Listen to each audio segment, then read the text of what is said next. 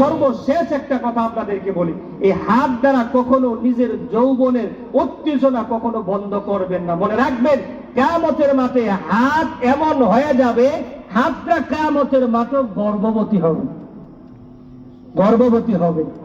জানি না এখানে কি লেখা আছে, লেখা দেখলে শেষ করে দিব, দেখতে বলো শেষ কথা বললি শেষ। কি বলে? এই হাতটা গর্ভবতী হবে। আপনারা কষ্ট দিতেছে ভাই? আমার গাড়িগুলো কষ্ট পাইতেছে, কইছে আইবো একটা, পাইতেছে একটা।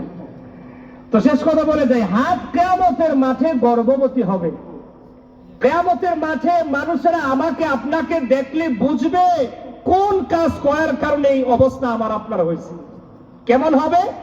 বাচ্চাটা মার পেট থেকে অর্ধেক যদি বের হয় আর অর্ধেক যদি বের না হয়, কেমন কষ্ট লাগবে? বলেন না, কেমন কষ্ট লাগবে? কম না বেশি? এবং এটাও যদি কিয়ামতের মাঠে আমার আপনার হাতের এই অবস্থা হয় যে হাত গর্ভবতী হবে এবং গর্ভপাত অর্ধেকটা করবে, নাউজুবিল্লাহ বলেন, হাত অর্ধেকটা গর্ভপাত করবে, অর্ধেকটা লাইগা থাকবে। হাসরের মাঠে মানুষ দেখাই বুঝবে দুনিয়াতে এই কাজ করার কারণে এই শাস্তি আল্লাহ হাসরের মাঠে আমাকে দিয়েছে। নাউজুবিল্লাহ বলেন। তাহলে বলেন, হাত দ্বারা কখনোই জিনা করবেন? যারা করেছেন তাওবা করবেন তো ইনশাআল্লাহ? একটা গবেষণায় দেখা গিয়েছে বর্তমান সময়ে পুরুষ ছেলে যারা আছে তারা 80% এই কাজের মধ্যে নিমজ্জিত। নাউজুবিল্লাহ বলেন।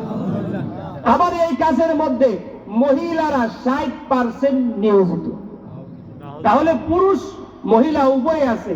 এজন্য আমার মাইকের আওয়াজ এবং আমার সামনে যারা আছে, যারা আমার এই কথাটা বুঝতে পেরেছেন, আশা করি ইনশাআল্লাহ আপনারা এই কথাটা অনুধাবন করতে পেরেছেন। যদি আপনারা বুঝে থাকেন তাহলে এখন এই ময়দানে ইস্তেগফার করবেন, করবেন তো ইনশাআল্লাহ? আর করবেন না কখনো, এই ইরাদা করবেন তো ইনশাআল্লাহ? আল্লাহ আমাদের সবাইকে কথার উপর আমল করার তৌফিক দান করুন। সকলে বলুন আমিন।